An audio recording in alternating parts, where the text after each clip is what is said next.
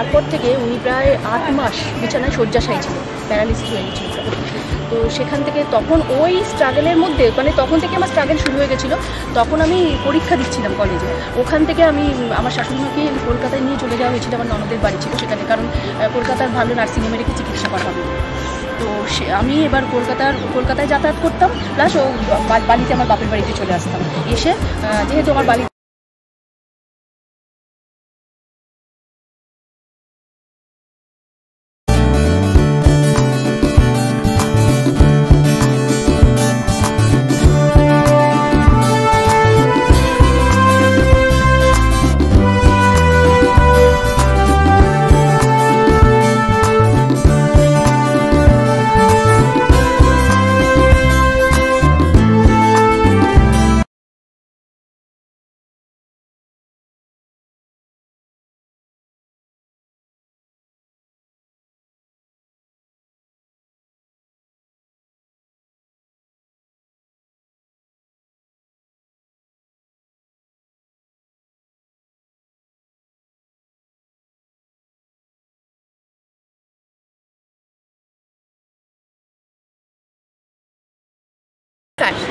আবার আমি পাপিয়া আজ আপনাদের সাথে আলাপ করাতে নিয়ে এসেছি একজন অভিনেত্রী, কিন্তু আমার বন্ধু সোমা চক্রবর্তী। আসুন পরিচয় করুন। নমস্কার। আজকে পাপিয়ার সঙ্গে এখানে থাকতে পেরে আমার ভীষণ ভালো লাগছে। পাপি আমার বন্ধু, আমরা একসাথে কাজ করেছি। Thank you so much. তোমার স্কুল পড়াশোনা তারপরে কলেজ এগুলো কোথায়, মানে তুমি কি এখানকারই নাকি অন্য জায়গায়? হ্যাঁ, আমি বালিতে থাকি। এইবার আমার বাপের বাড়িও হচ্ছে বালিতে আর শ্বশুর বাড়িও বালিতে। সেটার একটা কারণ আছে। সেটার কারণ হচ্ছে যে আমি যখন পড়াশোনা করতাম মানে বিএ ফার্স্ট ইয়ারে পড়ি, তখন থেকে আমার একটু বাবা অসুস্থ ছিলেন, মা বিশেষ করে অসুস্থ ছিলেন। তো সেই জন্যে বাবা চাইতেন যে একটু মানে কাছাকাছির মধ্যে বিয়ে দিলে কি হয় আমার পড়াশোনাটাও বজায় থাকে। তো সেই জন্যে আমাকে বাড়িতেই পাত্র খুঁজে মানে সম্বন্ধ করেই বিয়ে, আমার লাভ ম্যারেজ মোটেও নয়, সম্বন্ধ করেই বিয়ে। এবং পড়াশোনা করতে করতেই আমার বিয়ে হয় 18 বছর বয়সে। এবং তারপরে বিয়ের পরে আমি বাংলায় অনার্স ছিল, অনার্স গ্র্যাজুয়েট পাশ করি। বাহ। তারপরে তোমার শ্বশুরবাড়ি এসে মানে বাপের বাড়ির সবসময় বাপের বাড়ির একরকম পরিবেশ থাকে, শ্বশুরবাড়ির একরকম পরিবেশ থাকে। তো তোমার শ্বশুরবাড়ি এসে সেরকম কোনো অসুবিধা হয়নি? মানে এরকম কিছু মনে হয়নি যে আমি আমার বাপের বাড়িতে এই দিকটায় ভালো ছিলাম, শ্বশুরবাড়িতে এটাই অসুবিধা হচ্ছে এরকম? মানে বলতে গেলে মানে আমার জীবনটা একটা ঘটনা হয়ে যাবে, কেননা অন্য সাধারণ মেয়েদের সঙ্গে আমার বিয়ের পর মানে আকাশ পাতাল তফাৎ। কারণ আমার বিয়ে হয় নভেম্বরের 30 তারিখে এবং আমার শাশুড়িমা অসুস্থ হয়ে পড়েন ফেব্রুয়ারি মাসে। শাশুড়িমা অসুস্থ হয়ে পড়েছিলেন সরস্বতী পুজোর দিন, এবং ওনার মানে হার্ট অ্যাটাক হয়েছিল। তো যে কারণে হার্ট অ্যাটাক হয়েছে, শুধু হার্ট অ্যাটাক নয়, মানে উনি তারপর থেকে উনি প্রায় 8 মাস বিছানায় শয্যাশায়ী ছিল, প্যারালিসিস হয়ে গেছিলো প্রায়। তো সেখান থেকে তখন ওই স্ট্রাগলের মধ্যে মানে তখন থেকে আমার স্ট্রাগল শুরু হয়ে গেছিলো। তখন আমি পরীক্ষা দিচ্ছিলাম কলেজে। ওখান থেকে আমি আমার শাশুড়িমাকে কলকাতায় নিয়ে চলে যাওয়া হয়েছিল, আমার ননদের বাড়ি ছিল সেখানে, কারণ কলকাতার ভালো নার্সিংহোমে রেখে চিকিৎসা করা হবে। তো আমি এবার কলকাতায় যাতায়াত করতাম, প্লাস ও বালিতে আমার বাপের বাড়িতে চলে আসতাম।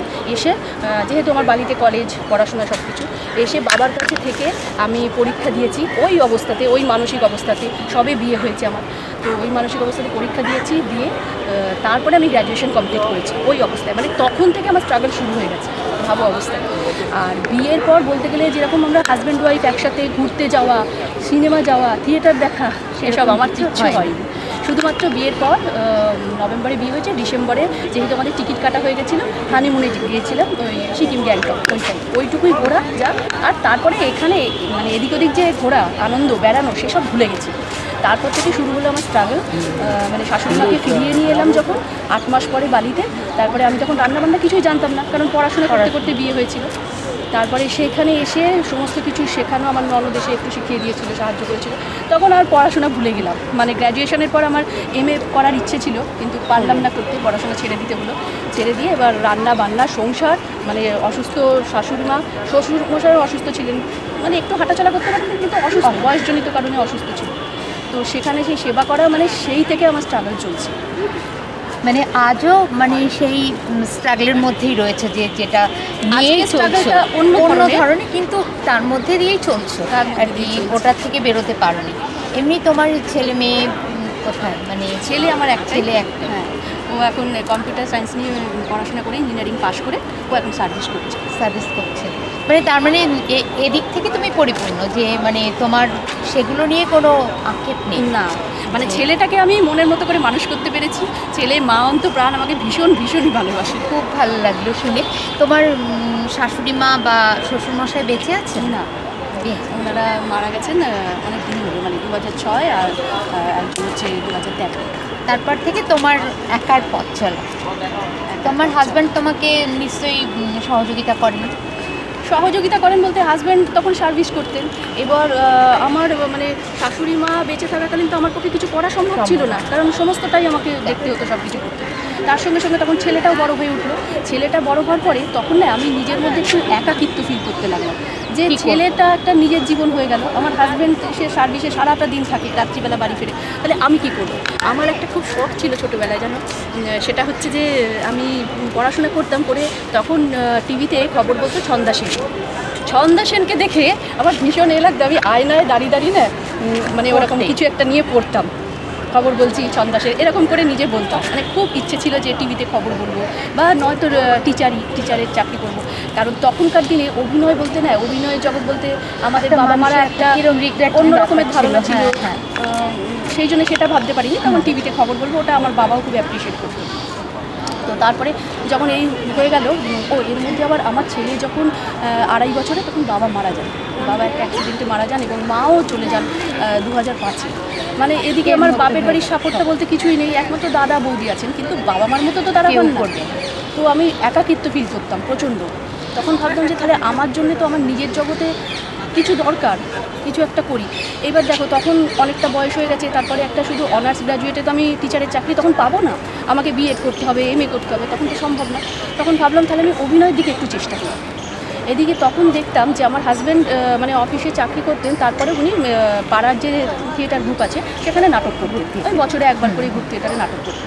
তা আমি বললাম যে হ্যাঁ গো, আমাকে তাহলে একটুখানি নাটকের গ্রুপে জয়েন করিয়ে দাও না, তাহলে কী হবে, আমার তো ছেলে বড় হয়ে গেছে, এখন তো শ্বশুর শাশুড়ি সেবা করেছি, সবটাই তো করেছি এত বছর ধরে, এবার আমার দিকটা একটুখানি দেখি। তখন প্রায় আমার তাও 32-33 বছর বয়স, মানে এই বয়সে লোকে শুরু করছি, কি করব। তো যাই হোক, তখন গিয়ে তাও বললো ঠিক আছে তুমি তাহলে করতে পারবে না, তো আমি চেষ্টা তো করে দেখি। তা ও তখন নিয়ে গিয়ে আমাকে জয়েন করালো। তখন আমার একটা ক্যারেক্টার ছিল, তো সেটা করলাম প্রথম, এবং ডিরেক্টর দেখে বললো না না, আপনার ভেতর কিন্তু অভিনয় আছে, আপনি কিন্তু করতে পারবেন। এবং আমি না সবসময় বলছি, মানে আমি অভিনয় করতে গিয়ে কোনোদিন ভাবিনি যে আমি অভিনয় করছি, আমি না স্বাভাবিকভাবেই কথা বলতাম সবসময়, যে কারণে সবাই বলে যে আপনার অভিনয়টা এত ন্যাচারাল হয়, এত স্বাভাবিক হয়, যে মানে প্রথম দিন থেকে আমাকে সেরমভাবে কোথাও শিখতে হয় না। আমি ওই আমার বালির থিয়েটার গ্রুপেই শিখেছি যেটুকু শেখা, ব্যাস। তারপরেই কপাল বলবো কি ভালো যে 2016 থেকে আমি থিয়েটার গ্রুপে জয়েন করি, এবং তার 2-1 বছর পরে আমি সিরিয়ালে ডাক পেয়ে যাই। একদিন কি হয়েছে, সিরিয়ালের ব্যাপারটা নিয়েও মজা। একদিন আমি আর আমার হাজব্যান্ডও যেহেতু নাটক, ওকে আমি বলেছিলাম যে চলো না একটু দুজনে এবার ক্যামেরার সামনে প্রফেশনালি কাজ করি। ওর বিশ্বাস ছিল না, ওর মোটেও বিশ্বাস ছিল না যে এই জগৎ থেকে কোনো রোজগার করা যায়। ও বলতো দেখো সবই লবির ব্যাপার, মানে ভেতরে ব্যাপার, সমস্ত কিছুতে লবি থাকে, ও তুমি পারবে না। আর তারপরে সিনেমা জগৎটা মেয়েদের জন্য খুব একটা ভালো নয়, মানে সেটাও বিশ্বাস করতো না। কিন্তু আমি বললাম দেখো না, আমি সৎ থেকে যদি করতে পারি অসুবিধাটা কোথায়। তখন বলাতে তখন ওর সাথে মানে ফেসবুকে একজনের সাথে যোগাযোগ হয়েছিল, তিনি আমাকে আসতে বলেছিলেন অফিসে। এবার আমি বালিতে থাকতাম, আমি কলকাতার রাস্তাঘাট কিছু চিনতাম না, যেক্ষেত্রে আমার হাজব্যান্ডের শরণাপন্ন হতে হয়েছিল। বললাম চলো, যেখানেই যাবো তোমাকেই আমি সঙ্গে নিয়ে যাবো, তাহলে তো তোমার কোনো চিন্তা থাকবে না, অসুবিধা হবে না। তখন বলে ওকে সঙ্গে নিয়ে গেছিলাম দেখা করতে, এবং দেখা করার পরে তখন প্রথম মানে সিনেমাতে আমি ক্যারেক্টার পাই একটি, সেটা হচ্ছে ভ্যালেন্টাইন্স ডে। যদিও ছবিটা এখনও রিলিজ হয়নি, কিন্তু প্রথম এতেই আমার অনামিকা সাহার সঙ্গে সিন ছিল, প্রথম দিনই একদম। অনামিকা সাহা, বিশ্বজিৎ চক্রবর্তী, খরাজ মুখার্জি, ওনাদের সাথে আমার কাজ হয়েছিল। জানি না ছবিটা হয়তো এখন রিলিজ হবে বলছে, কিছু প্রডিউসারের প্রবলেমের জন্য রিলিজ হয়নি। এবং তারপর আমি আমার হাজব্যান্ড একদিন ওই কালীগঞ্জে টেকনিশিয়ান স্টুডিও আছে, ওখানে ছবি জমা দিতে গেছিলাম, এবং সজলদা প্রোগ্রামার আছেন, এবং ওনাকে মানে এখনও আমি নাম করে বলছি, কারণ মানে মানে ওনার কাছে আমি সত্যি কৃতজ্ঞ। যেদিন ছবিটা জমা দিয়ে আমি বাড়ি এসেছি তারপরে উনি আমাকে ডেকেছেন। প্রথম আমার হচ্ছে এই ছেলেটা ভেলভেলেটা প্রথম কাজ, এবং প্রথমেই উনি ডায়লগ দিয়ে বলেছে আপনি ডায়লগ বলতে পারবেন? আমি বললাম হ্যাঁ দাদা আমি তো থিয়েটার করি, অসুবিধে হবে না। তো ডায়লগ দিয়ে কাজ দিয়েছিলেন এবং সেই থেকে আমার পথ চলা শুরু। আস্তে আস্তে এখন আমি অনেক ছবিতে কাজ করেছি এবং খরাজ মুখার্জির ফিল্মও করেছো? শর্ট ফিল্ম তো প্রচুর করেছি, আর খরাজ মুখার্জির সাথে আমি কাজ করেছি ওনার ওয়াইফের ক্যারেক্টারে। সেই ছবিটা রিলিজ হয়েছে, শেফ দ্য মাদার, ওটাতে হিরোইনের মা। ওটা এখন MX প্লেয়ারে দেখা যাবে, দর্শকরা যদি চান নিশ্চয়ই দেখতে পারবে। আর একটা কাজ করেছি, খুব বড় কাজ, আমার খুব মনের মতো কাজ আর কি, সেটা হচ্ছে কৌশিক সেনের সাথে করেছি লালু ছবি, শরৎচন্দ্র চট্টোপাধ্যায়। ওটা আমি লালুর মায়ের ক্যারেক্টার করেছি, ওনার ওয়াইফের ক্যারেক্টার, কৌশিক সেনের ওয়াইফের ক্যারেক্টার করেছি। এই দুটো ছবি আমার 2023-এ রিলিজ হয়েছে। এছাড়া রিসেন্ট একটা ছবি রিলিজ হয়েছে যেটা হচ্ছে জমালয় জীবন্ত ভালু, এটা তো সবাই জানে। এটাতে আমি শাশ্বতদার অপোজিটে আর কি, ওই যেটা একটা ছিল মাসিমা মালপুয়া খামু, ওইটাতে ওখানে মাসিমা তো বলা যাবে না, এখানে পিসিমা বলেছে। এটা মানে ওই পদ্মা দেবীর যে ক্যারেক্টারটা ছিল সেইটা আমাকে দিয়েছে মাসিমা ক্যারেক্টারটা, ওইটা আমার একটা ভালো গ্রেট আছে।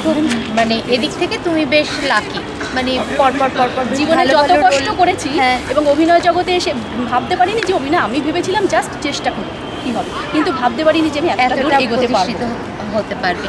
শুনে ভালো লাগলো, মানে যে তুমি আমাদেরই একজন বন্ধু এরকম পেরেছে সেটার জন্য।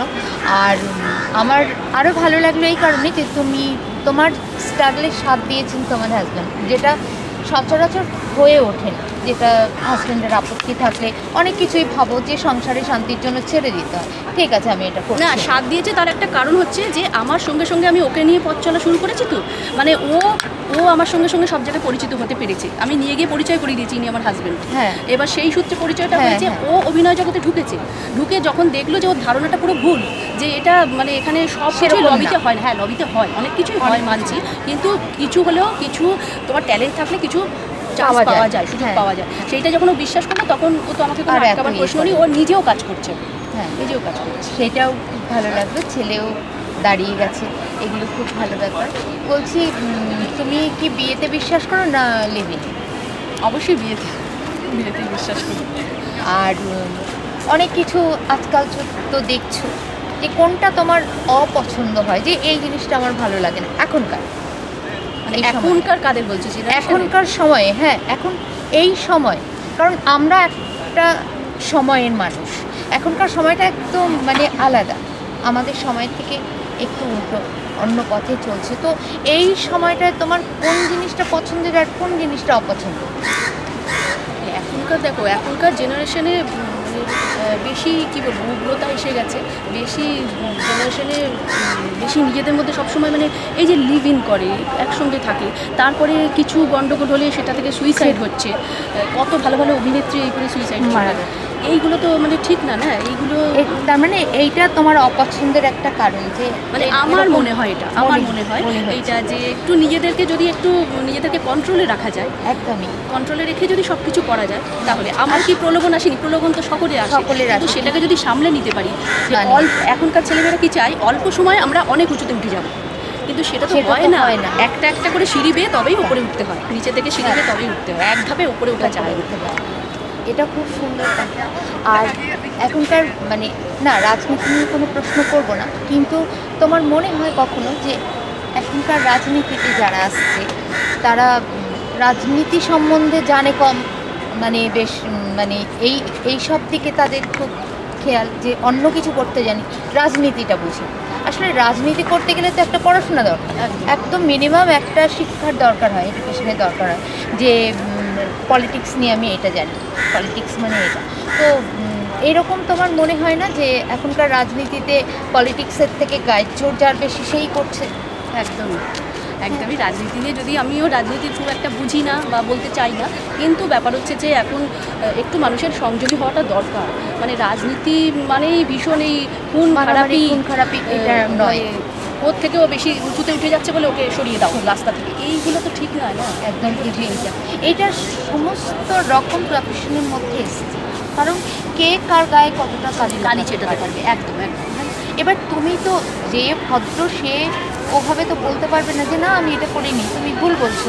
মানে সে এত উঁচু, মানে লোকে বলে না যে অপরাধীর গলার স্বর উঁচু, হ্যাঁ হ্যাঁ, মিথ্যাবাদীরা উঁচু গলায় চোরের কথা মায়ের বলে। বড় গলা। হ্যাঁ, তো সেইটাই আর কি, এরকমই একটা পজিশন মানে আমাদের চারপাশে আমরা দেখছি।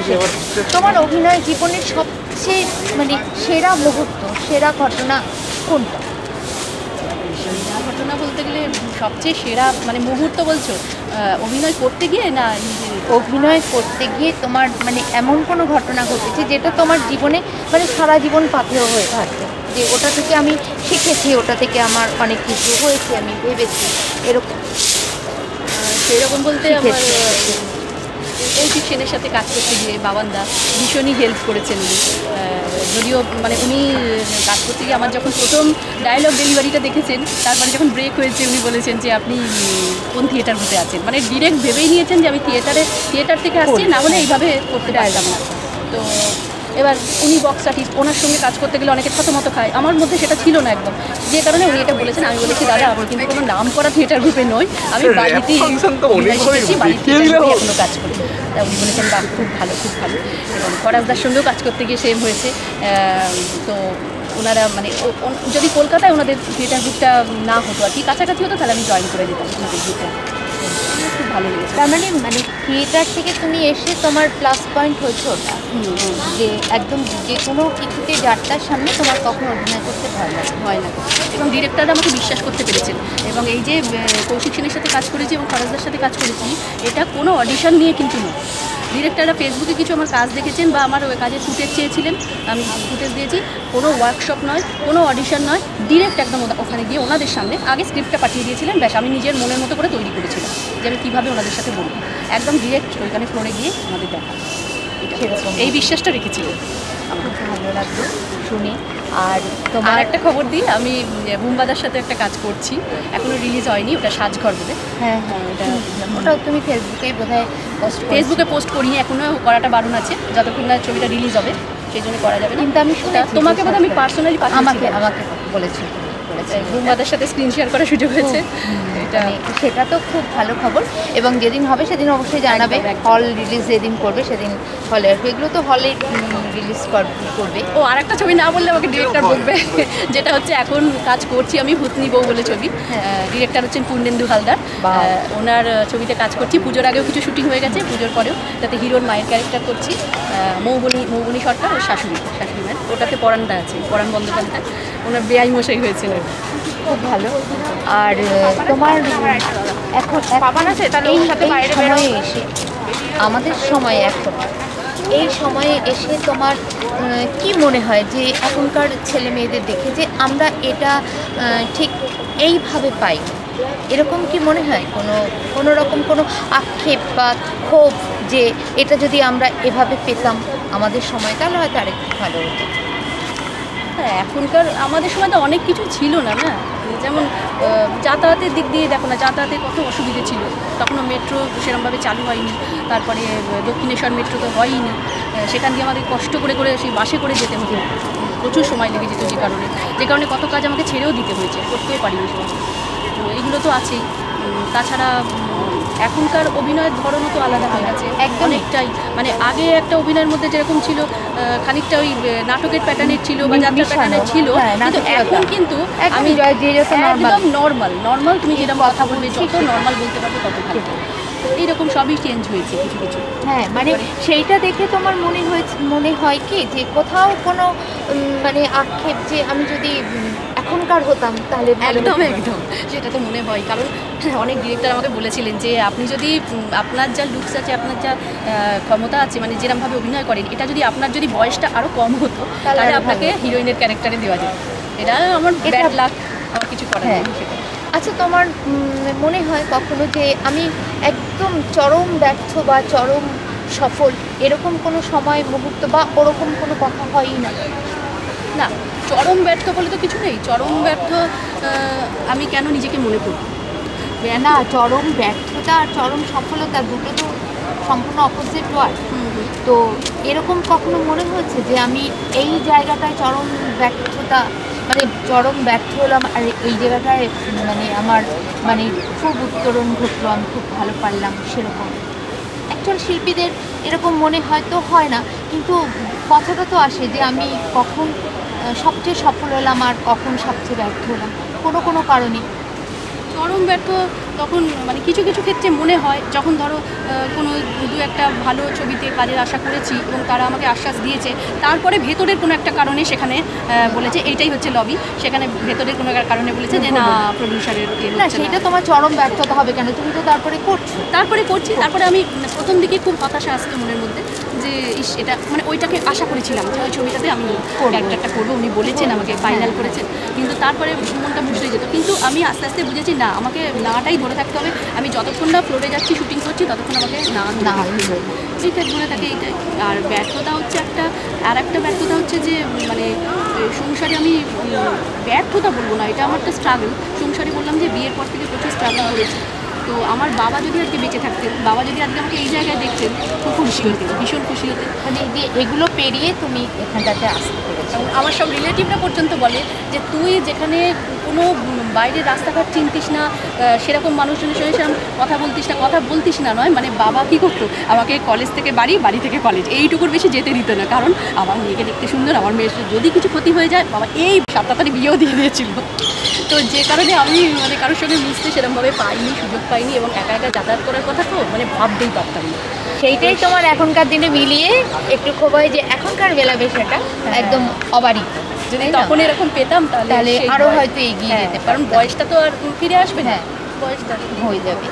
তো যাকগে, তার মানে তুমি জীবনের সফল, তুমি না পুরোপুরি সফল কী করে বলছো, এখনো তো আমি কাজের জন্য কাজ করছো, এখনো তো মানে যেটুকু পেয়েছো তাতে তুমি বলা যায় একজনের জীবন, একজন এগুলো পেলে মানে সুখী সফল হতে পারে। হ্যাঁ, তো সেইটা কি তুমি সেই দিক থেকে সফল, সেদিক থেকে বলতে পারো, কারণ আমি সংসারে বিয়ের পর থেকে যে স্ট্রাগল করেছি, তারপরে যেটুকু মানে এক একজনের থেকে আমি দেখি যে তারা বলছে আমরা ইন্ডাস্ট্রিতে 30 বছর আছি, 35 বছর আছি, তারপরে অনেকটা এগিয়েছো, তারপরেও সেরকম কিছু করে উঠতে পারি। তার থেকে আমি যেটুকু করেছো অল্প যে আমার 7-8 বছর হয়েছে, এখন 7-8 বছরে আমি যতটা কাজ করেছি সেটা অনেকটাই হয়েছে। থ্যাংক ইউ তোমাকে। এবার আমি একটু ছোট ছোট মানে প্রশ্নে আসবো, তুমি হ্যাঁ বা নাতে উত্তর দেবে। উত্তম কুমার না সৌমিক? উত্তম কুমার অবশ্যই। গ্রাম না শহর? শহর। পাহাড় না সমুদ্র? পাহাড়। আচ্ছা, রবি ঘোষ না তুলসী চক্রবর্তী? তুলসী চক্রবর্তী। অনুপ কুমার আর রবি ঘোষের মধ্যে তোমাকে বলা হলে বাঁচতে দিলে যে কে ভালো কমেডিয়ান, তুমি কাকে বাঁচবে? বাঁচতে দিলে দেখো দুজনেই, অনুপ কুমার, রবি ঘোষ, তুলসী চক্রবর্তী, মানে তিনজনেই। তুলসী চক্রবর্তী আলাদা মাপের অভিনেতা, সেটা আলাদা, তো আলাদা মাপের। হ্যাঁ, কিন্তু অনুপ কুমার আর রবি ঘোষ আমি দুজন একটু অল্টার ধরলাম যে তুলসী চক্রবর্তী আর রবি ঘোষ, কিন্তু রবি ঘোষ আর অনুপ কুমার সেম মাপের, যে দুজনেই কমেডিয়ান। তো তুমি কাকে বাঁচবে? ধরো তুমি একটা ছবি করছো, সেখানে তুমি কাকে নেবে কমেডিয়ান হিসেবে? সেক্ষেত্রে আমার তো রবি ঘোষকেই বেশি ভালো লাগে, কারণ ওনার যে গল্প হলেও সত্যি ওটা আমি বারে বারে দেখি, খুবই ভালো লাগে। অভিনয় শেখার জন্য রবি ঘোষ হচ্ছেন ঠিক, আর মানে সেটা আমার ক্ষেত্রে। অনুপ কুমার নো ডাউট, অনুপ কুমারও ভীষণই ভালো, ওনারা দুজনের দিক থেকে দুরকম কমেডিয়ান, দুরকম কমেডিয়ান। কখনো মনে হয়নি যে কেউ সুরসুরি দিয়ে হাসাচ্ছে? হ্যাঁ, কথাবার্তা, চালচলন, দাঁড়ানো, ওনাদের বডি এক্সপ্রেশন, সেটাতেই মানে মানুষের সাথে। এবার তোমার এই যে যাতায়াত, এই জার্নিটুকু তোমাকে করালাম, মানে আমার কাছে আসার জন্য, আমাদের কাছে আসার জন্য এবং সকলের কাছে আসার জন্য, এটার জন্য তোমাকে অনেক ধন্যবাদ। তোমার সাথে আবার দেখা হবে আমার, হয়তো অন্য কোথাও, অন্য কোনো কাজে বা কোথাও। এবং আপনাদের বলি, আপনাদের যদি ভালো লাগে অবশ্যই আমাদের চ্যানেলটাকে লাইক, সাবস্ক্রাইব এবং পারেন যদি একটু কমেন্ট করবেন, ভালো লাগবে। ধন্যবাদ সুমা তোমাকে, আবার তোমার সাথে নিশ্চয়ই দেখা হবে। অবশ্যই, তুমিও ভালো থেকো। হ্যাঁ, থ্যাংক ইউ সো মাচ।